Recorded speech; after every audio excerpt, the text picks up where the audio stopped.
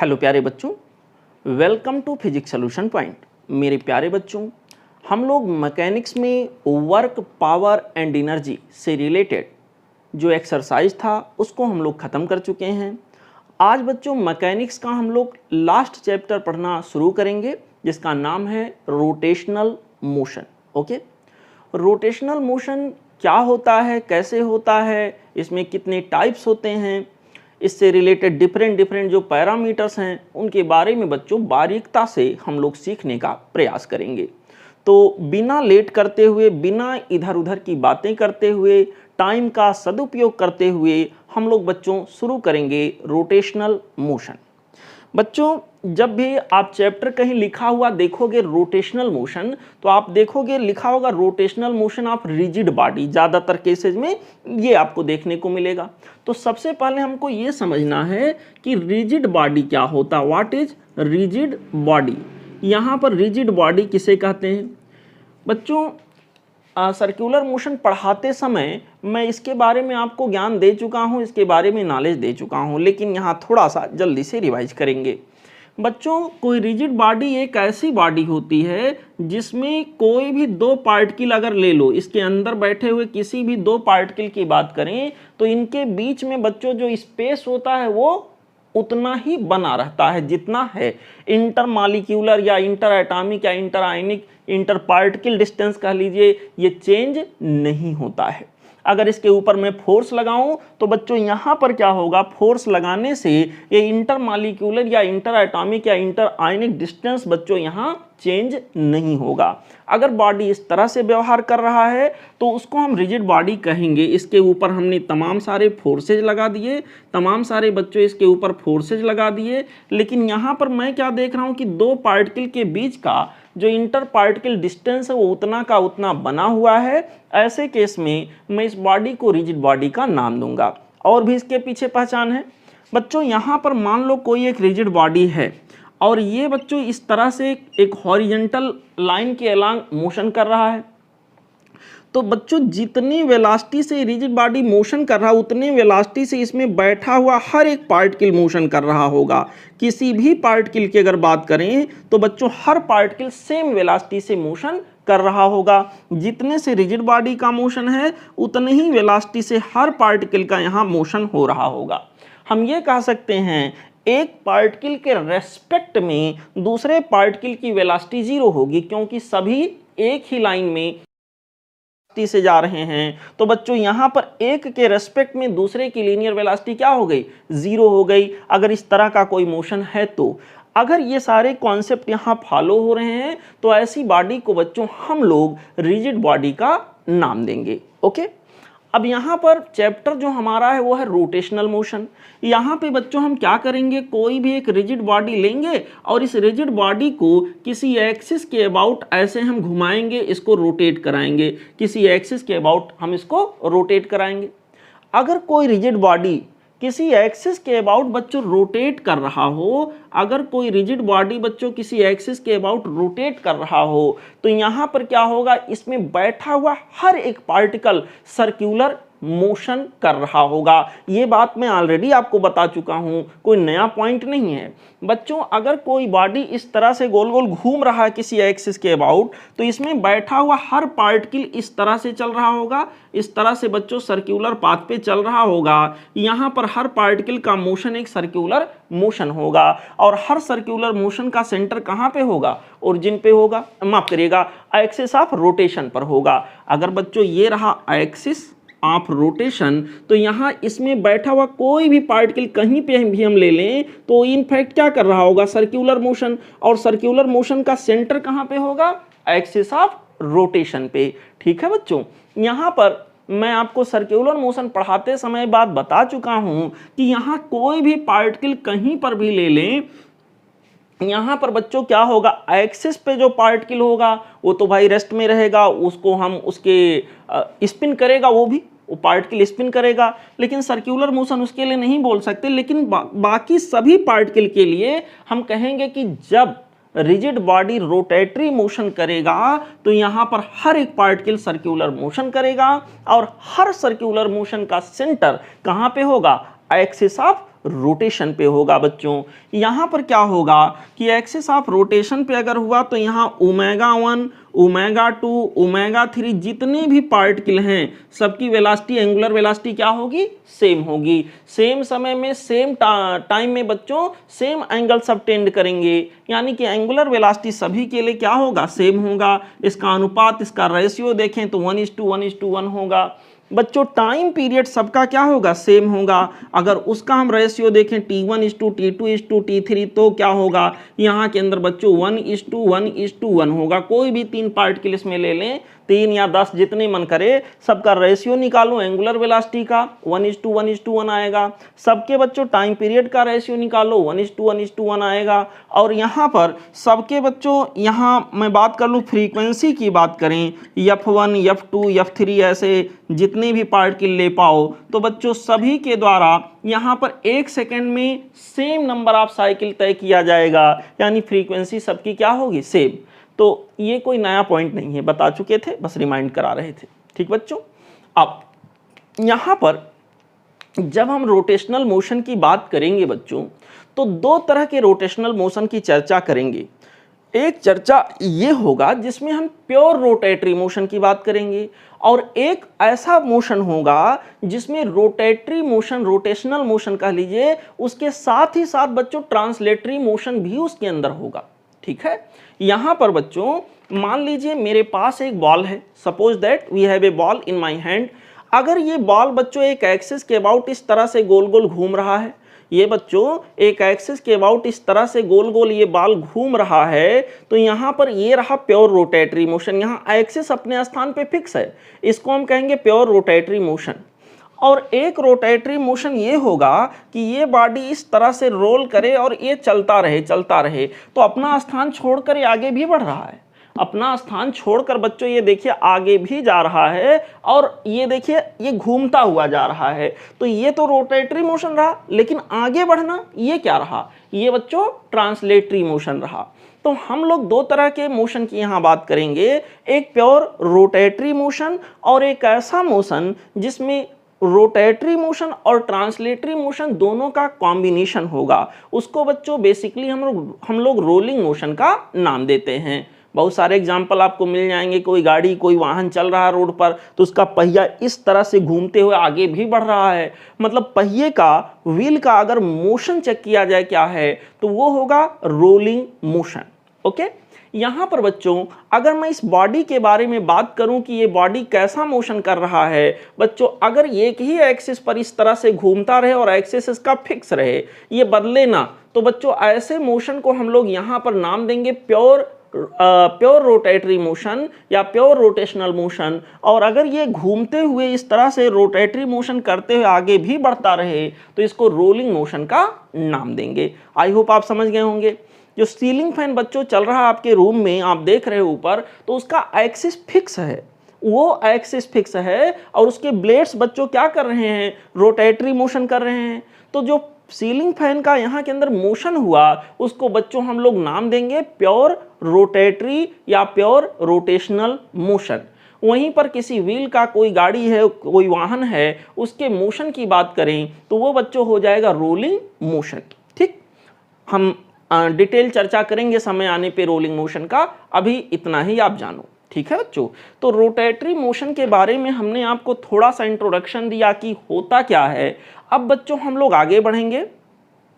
Rotational motion इस chapter में बच्चों हम लोग जो टॉपिक्स पढ़ेंगे उनका नाम कुछ इस तरह से है।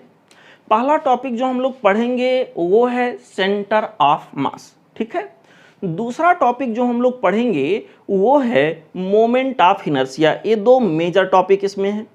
इसके अलावा बच्चों हम लोग सीखेंगे यहाँ पे एंगुलर मोमेंटम क्या होता है, हम लोग सीखेंगे टॉर्क के कॉन्सेप्ट को, यहाँ पर दोनों को मिक्स करके हम लोग सीखेंगे कि टॉर्क और एंगुलर मोमेंटम में क्या रिलेशन होता है, और डिफरेंट बच्चों लीनियर पैरामीटर को एंगुलर पैरामीटर से कोरिलेट करके देखेंगे कि उसमें क्या यहाँ पर समानता होती है, क्या रिजेम्बलेंस होता है, या क्या उसमें डिफरेंसेस होते हैं। इस पर चर्चा हम लोग करेंगे। ओके, और लास्ट में जाके हम लोग रोलिंग मोशन के बारे में भी सीखेंगे। ओके बच्चों, तो यहाँ पर सबसे पहला टॉपिक जो आज हम लोग अभी शुरू करेंगे वो होगा बच्चों सेंटर ऑफ मास। समझिएगा, बड़ा इंपॉर्टेंट टॉपिक है और बड़ा ही मज़ेदार और कॉन्सेप्चुअल टॉपिक है।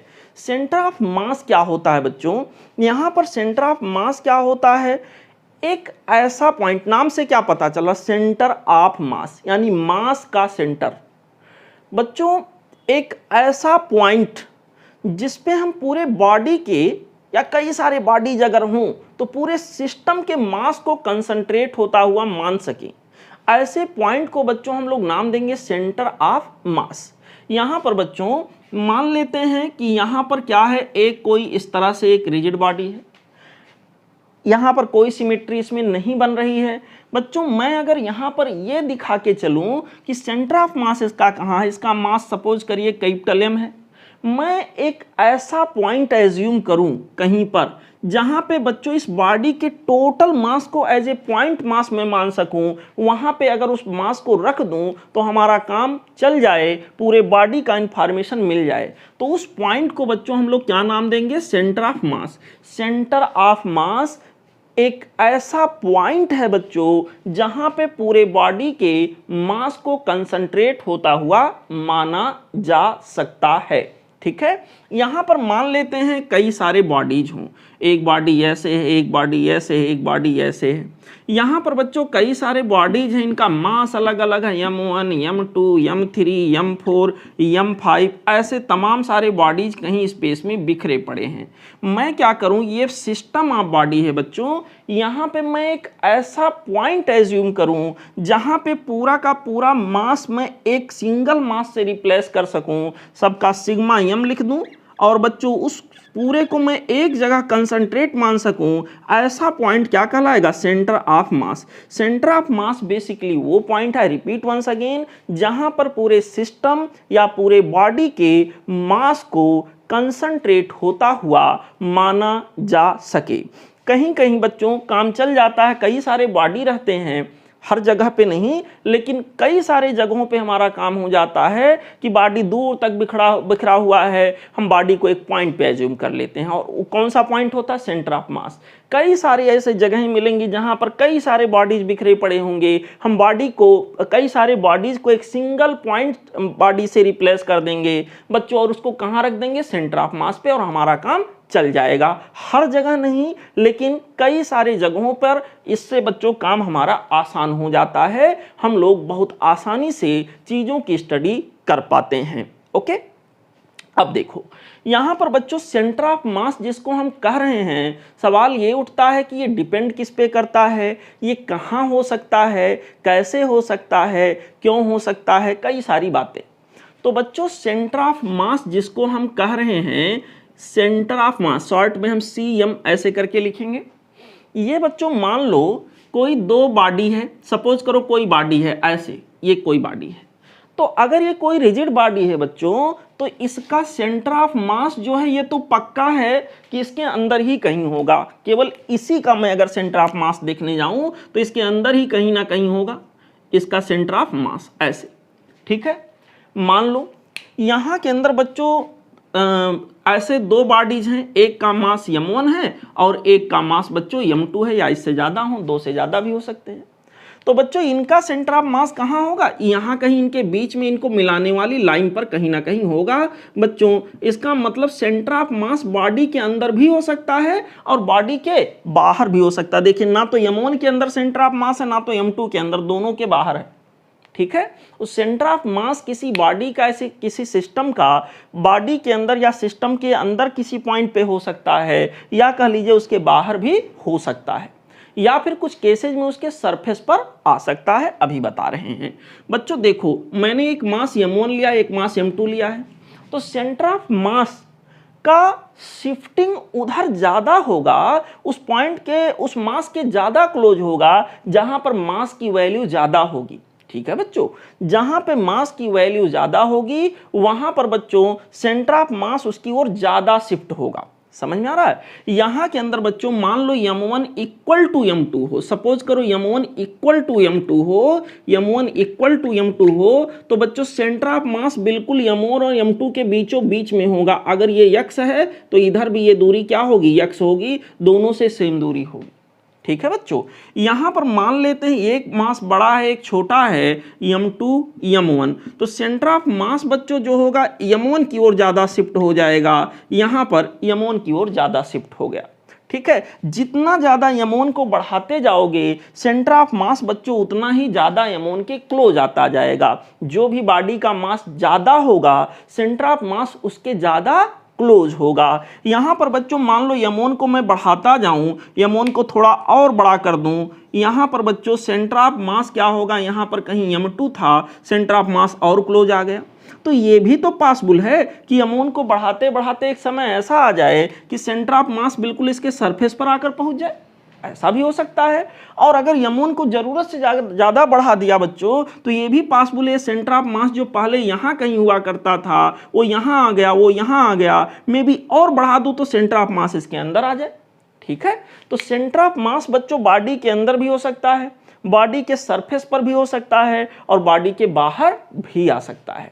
सेंटर ऑफ मास उधर अगर दो बॉडी मास की बात करें, माफ करिएगा, दो पार्टिकल का सिस्टम हम लें तो बच्चों सेंटर ऑफ मास का डिस्ट्रीब्यूशन उधर ज्यादा होगा, उसकी शिफ्टिंग उधर ज्यादा होगी, उसकी क्लोजनेस बच्चों उधर ज्यादा होगी जिधर मास की वैल्यू ज्यादा है। सपोज करिए बच्चों मैं क्रिकेट का बैट का एग्जांपल ले लूं, ये एक क्रिकेट का बैट है ऐसे, ये क्रिकेट का बैट है।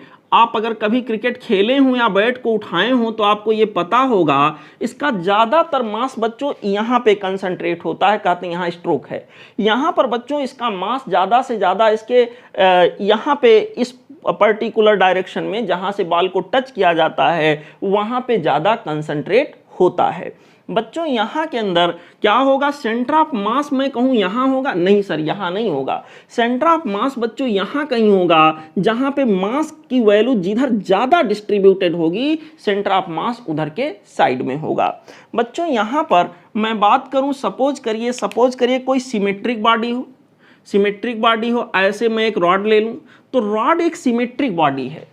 अगर सिमेट्रिक बॉडी है तो जो उसका सेंटर ऑफ मास होगा बच्चों वो बिल्कुल बीचों बीच, यूं कह लीजिए उसके ज्योमेट्रिकल सेंटर पर होगा। ठीक है, क्योंकि मास का डिस्ट्रीब्यूशन यूनिफॉर्म तरीके से है तो बच्चों सेंटर ऑफ मास बिल्कुल बीचों बीच पाया जाएगा।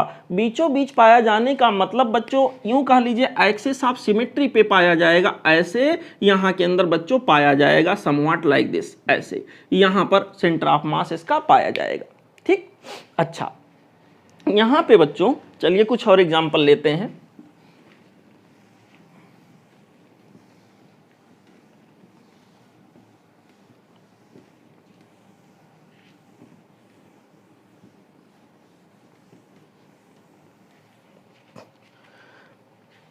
बच्चों सेंटर ऑफ मास कहां पाया जाएगा इसके बारे में हमने आपको थोड़ी सी जानकारी दी कि मास का डिस्ट्रीब्यूशन जिधर ज्यादा होगा सेंटर ऑफ मास उधर की ओर ज्यादा शिफ्ट होगा। ठीक है, अगर कोई सिमेट्रिक बॉडी हो तो सेंटर ऑफ मास कहां होगा बच्चों, सिमेट्रिक बॉडी जैसे कि एक स्फीयर का मैं शेप ले लूं, एक बच्चों डिस्क ले लूं और एक यहां पर रॉड ले लूं, ऐसा कोई बॉडी लूं जो कि सिमेट्रिक हो, किसी एक्सिस के अबाउट उसमें सिमेट्री पाई जाए तो उसका सेंटर ऑफ मास बच्चों कहां पाया जाएगा, उसके ज्योमेट्रिकल सेंटर पे पाया जाएगा। देखो यहां पर बच्चों अगर मैं एक सपोज करिए एक स्फीयर ले लूं तो स्फीयर की अगर मैं बात करूंगा बच्चों, सेंटर पर बैठकर कोई देखे इस केस का जो ज्योमेट्रिक सेंटर है, जो ज्यामितीय केंद्र है बच्चों, वहां पे बैठ के कोई चारों तरफ देखे तो एक जैसा माहौल है, यानी कि इसका ज्योमेट्रिक सेंटर अगर ये है तो यही इसका सेंटर ऑफ मास होगा। अगर मैं कोई स्फीयर की बात कर रहा हूं बच्चों तो सेंटर ऑफ मास उसके ज्योमेट्रिक सेंटर पर पाया जाएगा। ठीक है, ये सेंटर ऑफ मास हो गया।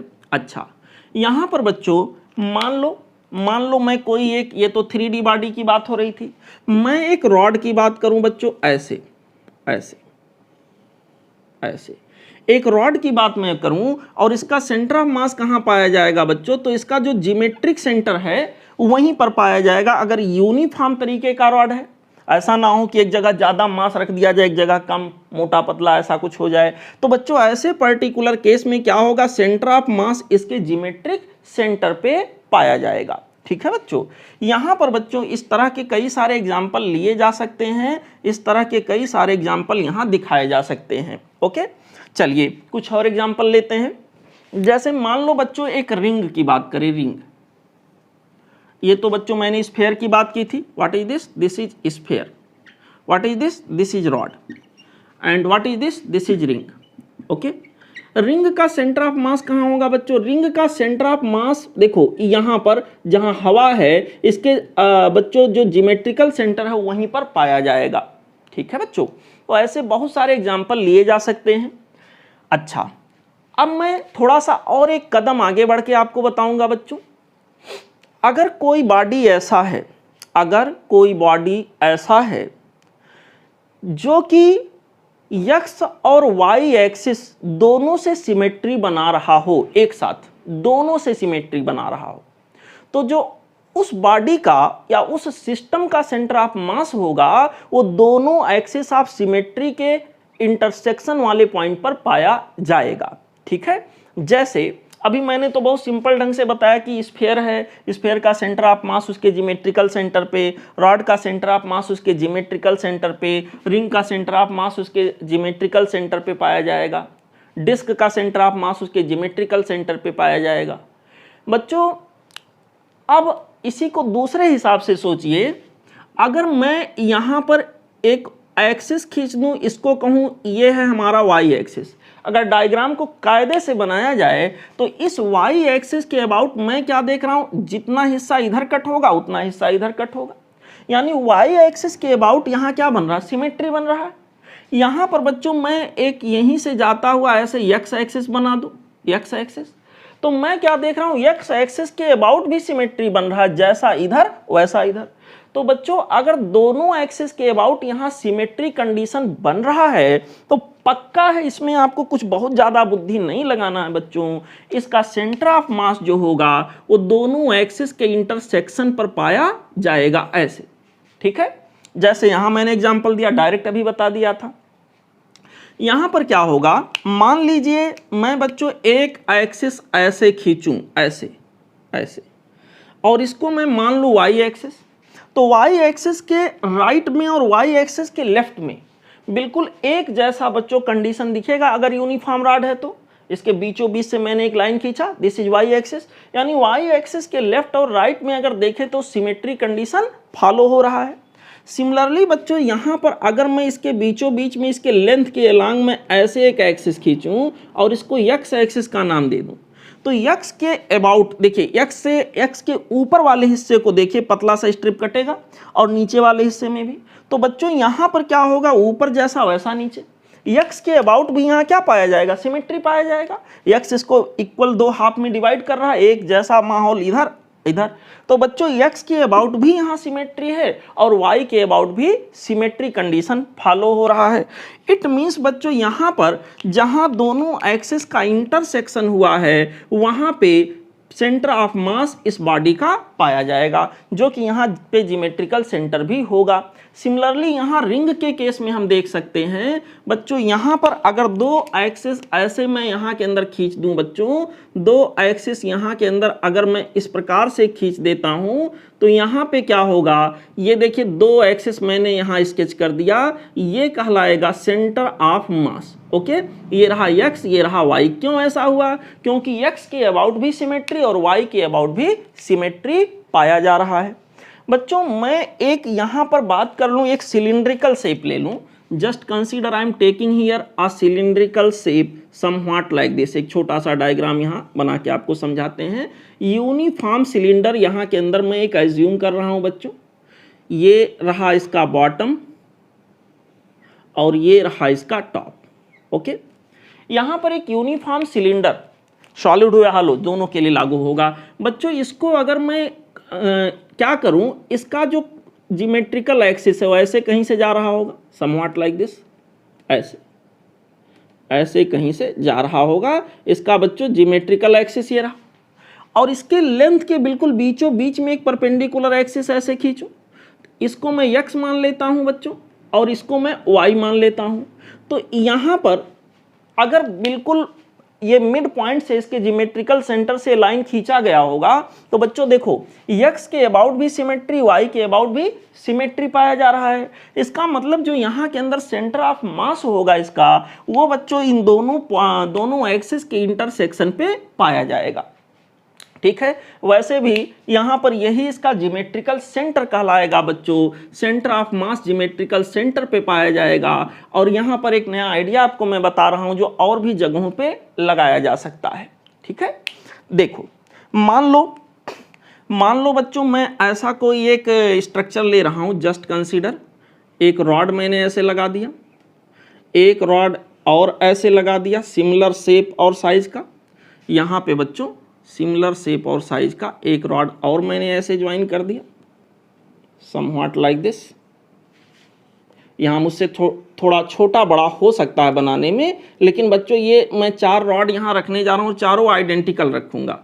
यहाँ पर बच्चों चारों आइडेंटिकल बनाने की मैं कोशिश करूँगा, ऐसे ऐसे ऐसे। ठीक है, आइडेंटिकल बनाने की मैंने कोशिश की है। बच्चों यहाँ के अंदर इस तरह का सिचुएशन बन रहा है, इस तरह का कंडीशन यहाँ के अंदर बनेगा। ऐसे यहाँ पर 4 रॉड मैंने रख दिए। अब मैं पूछूं इसका सेंटर ऑफ मास कहाँ पे होगा? बच्चों अगर ये आइडेंटिकल हैं, सबका मास सेम है, सबका लेंथ सेम है, तो ये बात पक्का है कि अगर मैं 2 एक्सिस ऐसे एज्यूम करूं जो इसके बिल्कुल ज्योमेट्रिकल सेंटर से इस स्ट्रक्चर के होके जाए, तो ये एक्स एक्सिस और ये रहा बच्चों वाई एक्सिस। एक्स के अबाउट जैसा ऊपर वैसा नीचे सिमेट्री बन रहा है, और y के अबाउट भी बच्चों लेफ्ट और राइट में सिमेट्री बन रहा है। यानी इसका जो सेंटर ऑफ मास होगा बच्चों, वो इसके ज्योमेट्रिकल सेंटर पे ऐसे कहीं पाया जाएगा। ठीक है, अच्छा यहाँ पर बच्चों अगर x और y दोनों एक्सिस के अबाउट अगर सिमेट्री है, अगर दोनों एक्सिस के अबाउट बच्चों सिमेट्री है, तो x और y का इंटरसेक्शन पॉइंट जो होगा वही बच्चों सेंटर ऑफ मास कहलाएगा। सेंटर ऑफ मास वहीं पे होगा, यहाँ कैलकुलेट करने जैसी कोई बात नहीं होगी। मैंने कुछ एग्जांपल दिए, जब हम लोग क्वेश्चन करेंगे उसमें तमाम सारे ऐसे सिचुएशन बनेंगे, तो पहले हम लोग ये फील करेंगे कि क्या कहीं ऐसा तो नहीं कि x और y दोनों एक्सिस के अबाउट सिमेट्री बन रहा हो। अगर पता चला हाँ ऐसा है, तो हम लोग सॉल्व नहीं करेंगे। हम लोग बच्चों जहाँ तक होगा उसको हम एस्टिमेट करके उसका आंसर टिक कर देंगे और हमारा जवाब 100% सही होगा, वहाँ हमारा टाइम बच जाएगा। ठीक है बच्चों, मान लेते हैं फॉर एग्जांपल मैंने ऐसे मान लिया बेटा, यहाँ के अंदर एक कोई मैंने ऐसे एक रॉड दिखा दिया समव्हाट लाइक दिस, और एक रॉड ऐसे दिखा दिया,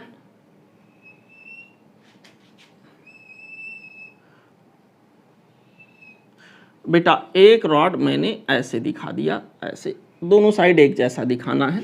ये देखिए,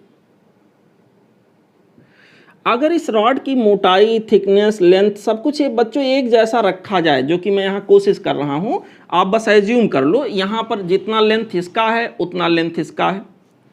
ठीक है बच्चों, वर्टिकल लाइन अगर यहाँ मैं खींचूं ऐसे इसके बीचों बीच से, मान लो यहाँ पर सिचुएशन ये हो कि ये एंगल थीटा है तो इधर का एंगल भी थीटा है। अगर ऐसा है तो हम कहेंगे कि ये जो वाई एक्सिस यहाँ मैंने बनाया इसके अबाउट सिमेट्री बन रहा है। तो इसका मतलब ये होगा यहाँ x के अबाउट तो सिमेट्री बनेगा नहीं। अगर x एक्सिस मैं यहाँ बनाऊँ भी तो कोई x एक्सिस ऐसा नहीं बना सकता जिसके अबाउट सिमेट्री बने। अगर मैं बनाऊँ तो देखो x के अबाउट इधर अलग तरह का, इधर अलग तरह का, x के अबाउट सिमेट्री नहीं बन रहा, केवल और केवल y के अबाउट सिमेट्री बन रहा है। तो बच्चों जिस एक्सिस के अबाउट सिमेट्री बनेगा उसी एक्सिस पर सेंटर ऑफ मास होगा। कहीं ना कहीं इसी एक्सिस पे कहीं ना कहीं बच्चों सेंटर ऑफ मास लाई करेगा। तो यहाँ पर बस हमें वाई सी एम कैलकुलेट करने की ज़रूरत होगी, एक्स सी एम की वैल्यू यहाँ कैलकुलेट करने की ज़रूरत नहीं होगी। केवल इसी एक्सिस पर बच्चों यहाँ पर पाया जाएगा सेंटर ऑफ मास जिसके अबाउट सिमेट्री बन रही है। यहाँ दो एक्सिस के अबाउट बन रहा था, ठीक है, तो एक्स सी एम वाई सी एम दोनों यहाँ कैलकुलेट करने पड़ेंगे। लेकिन यहाँ पर अगर केवल y के अबाउट बन रहा है तो बच्चों केवल वाई सी एम यानी सेंटर ऑफ मास की वैल्यू y के टर्म में हमें निकालना होगा। ठीक है, अभी क्वेश्चन इसके बाद आएगा, वहाँ पर हम लोग इसको सॉल्व करेंगे। बच्चों मान लो सपोज करिए कोई एक सिस्टम ऐसे हो, फॉर एग्जाम्पल कोई एक सिस्टम ऐसे हो, एक कोई बच्चों यहाँ पर ये कोई बॉडी है, जस्ट कंसीडर ये कोई स्फीयर है, केवल इसका सेंटर ऑफ मास पूछूं, कोई भी बता देगा, कोई बड़ी बात नहीं, जियोमेट्रिकल सेंटर पे होगा। और फिर बच्चों मैं क्या कर रहा हूँ, एक बॉडी को इसी में और अटैच कर दिया मैंने, ऐसे छोटा है ये भी स्फीयर है, इसका सेंटर ऑफ मास यहाँ पे होगा। बच्चों अब यहाँ पे मैं पूछूं इस सिस्टम का सेंटर ऑफ मास कहाँ पे होगा, तो न्यूमेरिकल कंडीशन पे डिपेंड करता है, लेकिन एस्टिमेट करिए कि कहाँ हो सकता है। तो बच्चों ये क्या है, अगर मैं यहाँ से एक लाइन खींच दूं यानी एक्स एक्सिस बना दूं, तो मैं क्या देख रहा हूं, एक्स एक्सिस के अबाउट जैसा कंडीशन ऊपर वैसा नीचे, यानी एक्स एक्सिस के अबाउट क्या बन रहा है, सिमेट्री बन रहा है। जिस एक्सिस के अबाउट बच्चों सिमेट्री बनेगा उसी एक्सिस पर यहां सेंटर ऑफ मास कहीं ना कहीं पाया जाएगा। तो यहां पर अगर एक्स एक्सिस के अबाउट सिमेट्री केवल एक्स के अबाउट बन रहा है, वाई के अबाउट नहीं बन रहा है, जेड के अबाउट नहीं बन रहा है, तो बच्चों यहां के अंदर सिमेट्री कंडीशन के अनुसार एक्स के अबाउट केवल अगर सिमेट्री बन रहा है तो centre of mass x axis पे ही कहीं ना कहीं पाया जाएगा। बच्चों किधर पाया जाएगा, जिधर मास का डिस्ट्रीब्यूशन ज्यादा होगा। यहां पर कैलकुलेट करने की जो जरूरत पड़ेगी केवल एक्स सीएम की, वाई सीएम की जरूरत यहां नहीं पड़ेगी। ठीक है बच्चों, यहां पर ऐसे तमाम सारे एग्जाम्पल लिए जा सकते हैं बच्चों। ठीक है, अभी हम लोग सॉल्व करेंगे जब क्वेश्चन को, जैसे मान लो इंग्लिश अल्फाबेट है, इंग्लिश अल्फाबेट में मैंने बना दिया, सपोज करिए बना दिया वी फॉर विक्ट्री।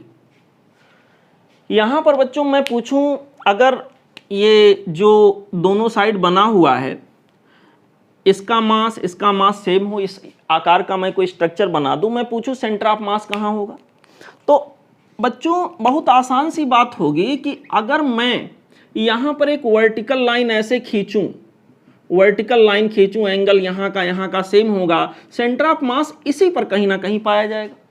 यानी वाई सीएम केवल यहां निकालने की जरूरत पड़ेगी, एक्स सीएम निकालने की जरूरत नहीं होगी, उसके पीछे हम परेशान नहीं होंगे।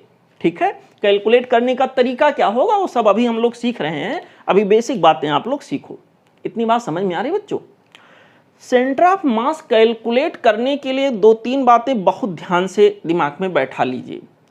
एक तो सेंटर ऑफ मास का डिस्ट्रीब्यूशन उधर ज्यादा होगा जिधर मास का डिस्ट्रीब्यूशन ज्यादा अमाउंट में हुआ है, पहली बात।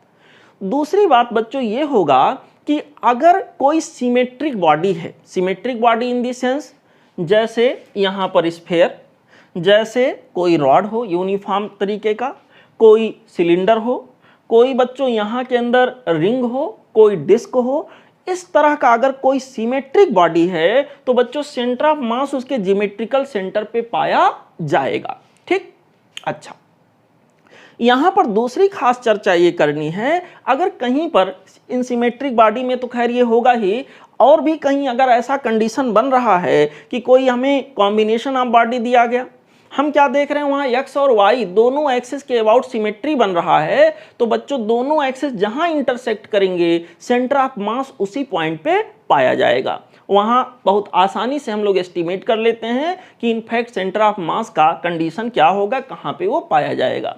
अगर केवल एक एक्सिस के अबाउट सिमेट्री पाया गया, जैसे यहां केवल एक्स एक्सिस के अबाउट, यहां केवल वाई एक्सिस के अबाउट, एक्स एक्सिस के अबाउट सिमेट्री नहीं पाया गया, केवल वाई के अबाउट पाया गया, तो सेंटर ऑफ मास बच्चों केवल वाई एक्सिस पर ही कहीं ना कहीं पाया जाएगा, वहां एक्स कैलकुलेट करने की जरूरत नहीं होगी।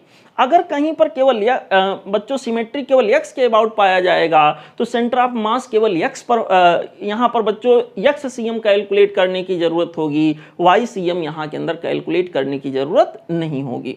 ठीक है बच्चों, तो ऐसे तमाम सारे सिचुएशन मिलेंगे। और मैं कुछ बातें आपको बता दूं बच्चों, अगर बहुत सारे पार्टिकल कहीं पर हों, सपोज करिए यहाँ पर बच्चों एक पार्टिकल ऐसे है, यहाँ पर ये मैं एक्स एक्सिस बना देता हूँ, एक पार्टिकल ऐसे है, एक पार्टिकल ऐसे है, एक पार्टिकल ऐसे है, m1 m2 m3 m4 इनके मासेज हैं।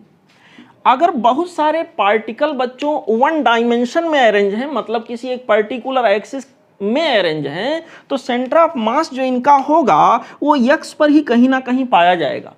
अगर बहुत सारे पार्टिकल वाई एक्सिस के अलांग सब लगे हुए हैं, मैंने वाई एक्सिस बनाया, इस पर तमाम सारे पार्टिकल हैं, मैं पूछूं सेंटर ऑफ मास कहाँ होगा, तो उसी लाइन में यानी कि वाई एक्सिस के अलांग ही बच्चों कहीं ना कहीं सेंटर ऑफ मास पाया जाएगा। ऐसा नहीं हो सकता बॉडी ऐसे अरेंज है सीधे एक लाइन के अलांग और सेंटर ऑफ मास यहाँ पाया गया, ऐसा नहीं होगा।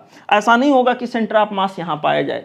ठीक है बच्चों, ये चीज ध्यान में बैठा लीजिए दिमाग में। अगर कोई पार्टिकल बहुत सारे हों, there are many particles which are distributing in X Y plane. Suppose करिए मैंने कहीं बच्चों एक्स वाई प्लेन लिया और इसमें तमाम सारे particle m1 m2 m3 m4 मास के डिस्ट्रीब्यूटेड हैं, बट ये है कि सब के सब एक्स वाई प्लेन में है, तो सेंटर ऑफ मास भी एक्स वाई प्लेन में ही पाया जाएगा। ऐसा नहीं है कि सारे पार्टिकल अगर बच्चों एक्स वाई प्लेन में ही कन्फाइंड हैं तो सेंटर ऑफ मास वहाँ पर जेड प्लेन में एक्स जेड प्लेन में पाया जाए या वाई जेड प्लेन में पाया जाए, ऐसा पॉसिबल नहीं होगा। अगर सारे पार्टिकल एक्स वाई प्लेन में अरेंज हैं तो बच्चों सेंटर ऑफ मास भी एक्स वाई प्लेन में पाया जाएगा। अगर सारे पार्टिकल्स बच्चों यहाँ पर हमारे वाई जेड प्लेन में अरेंज हैं तो सेंटर ऑफ मास भी वाई जेड प्लेन में ही पाया जाएगा। अगर सारे पार्टिकल बच्चों जेड एक्स प्लेन में हैं तो यहाँ पर सेंटर ऑफ मास उनका जो होगा वो भी जेड एक्स प्लेन में ही पाया जाएगा। रहा सवाल 3D का, एक्स वाई जेड तीनों में पार्टिकल डिस्ट्रीब्यूटेड हैं तो सेंटर ऑफ मास बच्चों पूरे स्पेस में कहीं भी पाया जाएगा। अकॉर्डिंग टू कंडीशन हम लोग कैलकुलेट करेंगे। समझ में आया बच्चों? ये कुछ बेसिक बातें थी सेंटर ऑफ मास की जो बच्चों मैंने आपको समझाने का प्रयास किया। अब चलिए देखते हैं सेंटर ऑफ मास के कैलकुलेट करने का जो मैथमेटिकल तरीका है वो क्या है। ठीक है, चलिए मैं इसको बच्चों इरेज कर देता हूं पहले। ठीक है।